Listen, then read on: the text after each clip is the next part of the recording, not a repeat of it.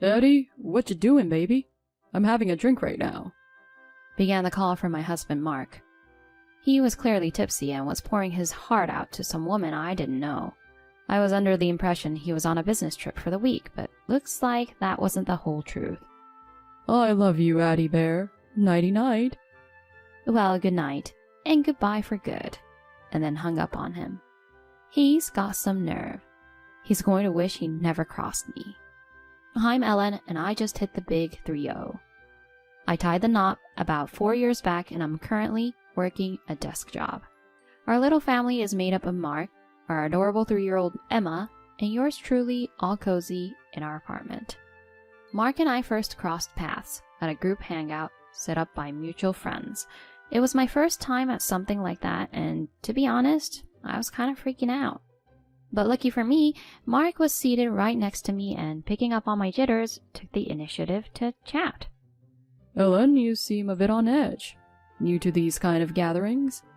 Just a heads up, if you're not into drinking, don't feel pressured, he suggested. I mean, I don't love alcohol, but I don't mind it. Thanks for being so considerate. He laughed, adding, Just remember, these things are meant to be fun, not a pressure cooker. In that moment, I was really digging his considerate vibe. We hit it off that night, swapped numbers, and the rest, as they say, is history. Fast forward a bit, he popped the question, and we had our dream wedding, and a year later, little Emma came into the picture. To anyone looking in, our life probably seemed picture perfect. But as I was finding out, sharing a life with Mark wasn't always a walk in the park. We were both hustling in the workforce. While I was grinding at a typical company, Mark was with a business that specialized in family-friendly recreational spots. This meant he was often on the road. So when we decided to say I do, we also decided I'd take on the lion's share of the house stuff. He was all apologetic, saying, I hate that this is falling on you. Whenever I'm in town and free, I'll do my best to help out. It's all good. You're traveling for work, so I've got things covered here. Initially, he held up his end of the bargain. But when he actually gave house chores a shot, a bunch of problems popped up. Mark, these groceries are kinda old. I told you to grab fresh stuff, even if it costs a bit more. But it was 50 cents cheaper. I thought, why not save a bit? They're not that bad. That's not really the issue. In the tub you cleaned, it's got mold all over. If you're not gonna scrub it down right, I just end up doing it over. You're being picky. It looks clean enough, right? A little mold isn't gonna hurt anyone. At the heart of our disagreements was his lackluster approach to keeping the house up. Whether it was him going for the cheapest groceries, giving the tub a half-hearted scrub, or just tossing clothes around, his casual approach to home upkeep was wearing thin. The once charming laid-back attitude was turning into a hassle. Splurging on pricey things just isn't his style. He's kind of lax when it comes to chores, figuring a bit of clutter is no big deal.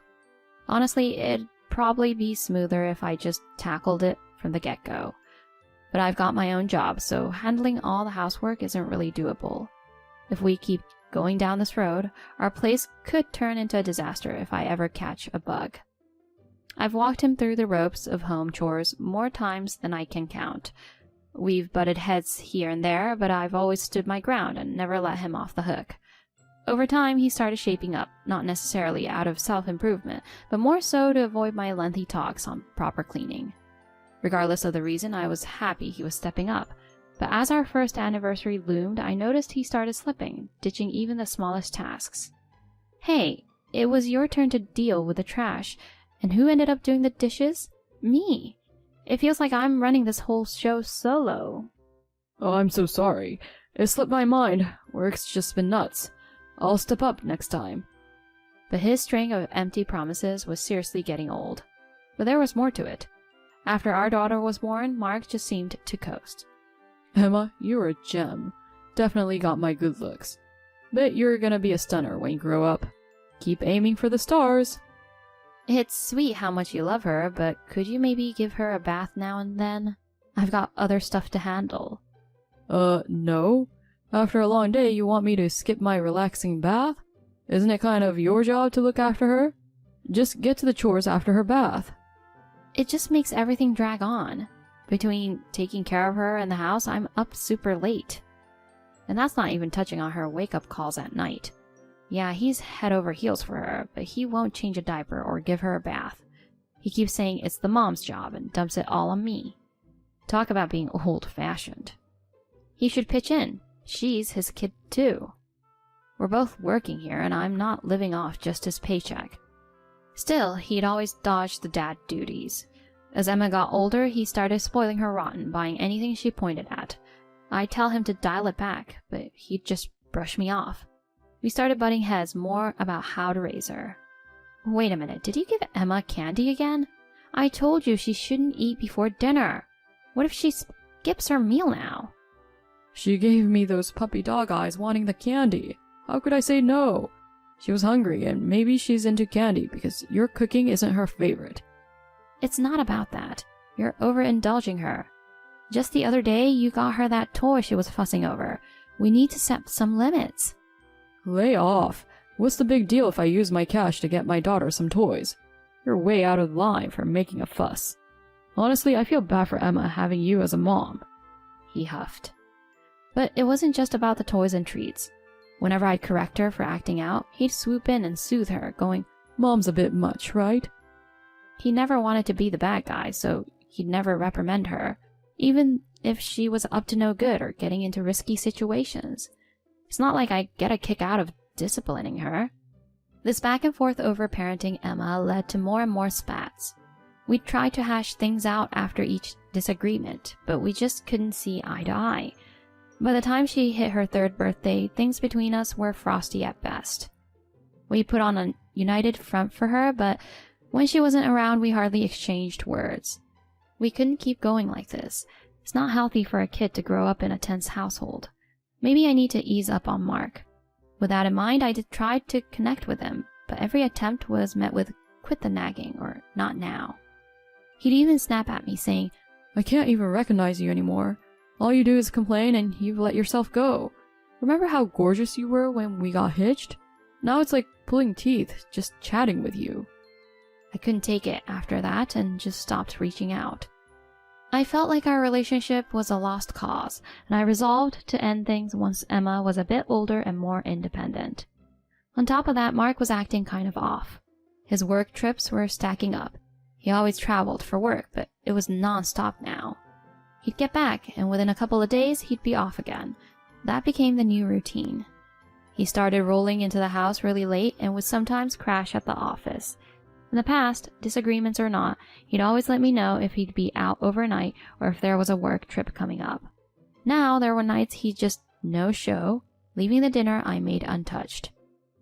If I asked him to at least shoot me a text or something, he'd brush me off saying, Don't meddle in my work stuff. There were other red flags too. Mark, who used to be super chill and not really into fashion, suddenly started splurging on high-end clothes and grooming more. He was also really attached to his phone, taking it everywhere, even to the restroom. If it buzzed during dinner, he'd bolt to his room or the bathroom to take the call. He'd always say it was some confidential work call, but it was getting excessive. All these changes had my radar up. And then there was this week-long business trip on the horizon. Oddly enough, he seemed pretty psyched about it. 6 days after my husband jetted off for his business trip, I was settling in for the night after tucking Emma in when out of the blue my phone buzzed from him. That was odd. Since things got rocky between us, we'd kept our chats to just the essentials. I answered, feeling a bit uneasy. He greeted me with a peppy, Hey, you. It was obvious he had been drinking. And then he let something slip. Addie, what you doing, baby? I'm having a drink right now. How's your cold, baby? I was hoping we could have traveled together this time. Too bad. Next trip, I'll just tell my wife it's for work and we can sneak away. He was clearly mistaking me for another woman and poured out all these affectionate words. You're such a mix of sexy and sweet, Addie. Young, great body, and so caring. My wife? Nothing but nagging. Totally lost her spark. And those little wrinkles by her eyes? Yikes. As he rambled on, comparing this Addie to me, I just stayed silent on the other end. Seeming satisfied after his little vent session, he wrapped up with, Honestly, I wish we could just end the marriage so I can be with you, Addie. It's getting late. Gotta go. I love you, Addie Bear. Nighty-night. I calmly replied, well, good night, and goodbye for good. Message received loud and clear. I heard his confused, what? But I didn't bother responding. Instead, I blocked his number, fuming and ready to confront him. He's got some nerve. He's going to wish he never crossed me. The next morning, I was chilling on the couch when Mark burst in, looking all frazzled. He could barely string a sentence together, managing a, about last night. I cut him off, pushing divorce papers towards him.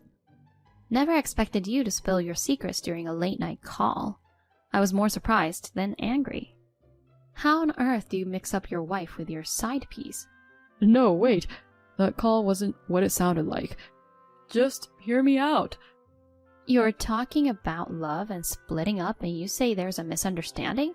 This is happening. We're divorcing. And since you stepped out, you'll be footing the bill. No way. I was just running my mouth because I had too much to drink. I didn't cheat. We're not ending things. You got no evidence, right? Rolling my eyes, I pulled out some pictures and spread them out for him to see. His face lost all color as he looked at the snaps of him cozying up with another woman. It was undeniable proof of his cheating. No way. What's up with these photos? I've been on to your little secret for some time. I even checked with your office about those so-called business trips and found out you were taking personal time off. I was stunned to discover that he wasn't actually traveling for work as much as he claimed. So I got a private investigator on the case to dig up solid proof of his sneaky ways. He clearly didn't see it coming because he didn't bother covering his tracks. The detective didn't take long to find evidence. Turns out he's been seeing a woman from one of his company's clients. I guess things took off between them right around when our relationship hit rock bottom. Just so you know, I tipped off your company about your antics, and I'm gonna be seeking damages from her too. It's gonna get ugly, so strap in. He looked like he'd seen a ghost and was shaking in his boots. Then, out of nowhere, he dropped to his knees, begging. Helen, please rethink the divorce. Hattie meant nothing. You're my number one. I swear I won't stray again. Hold up. After telling me I lost my looks and it was icy cold, you want to just sweep it under the rug? How do you expect me to stay after hearing all that? I had too much to drink. I wasn't thinking straight. And what about Emma? Isn't it rough making her live through our split? I couldn't believe he had the nerve to pull the dad card. You've got some nerve bringing her up. Do you honestly think it's better for her to have a dad who cheats and lies without missing a beat? Save it. We're getting divorced. I'm taking Emma. And you? Your job is to keep up with the child support. And trust me, you don't want to find out what happens if you slack off. He looked crushed. Fast forward a bit and we did end up getting divorced. I got money out of both Mark and Addie and made sure he'd be paying child support. He tried his best to get custody, but his cheating ways and lack of time spent with Emma made the decision pretty easy for me. Addie's folks settled her part in full, and she got shipped back to her parents' place, probably even lost her job over it. Mark's folks, solid people, actually were super apologetic about the whole thing. They filled me in on how they're keeping a close eye on him, even threatening to cut him off if he doesn't keep up with child support. His work shifted him to another department after the scandal broke out. Word on the street is he's a shadow of his former self, and honestly, he had it coming. As for me, I moved back in with my parents and have been hustling every day. The highlight is watching Emma blossom.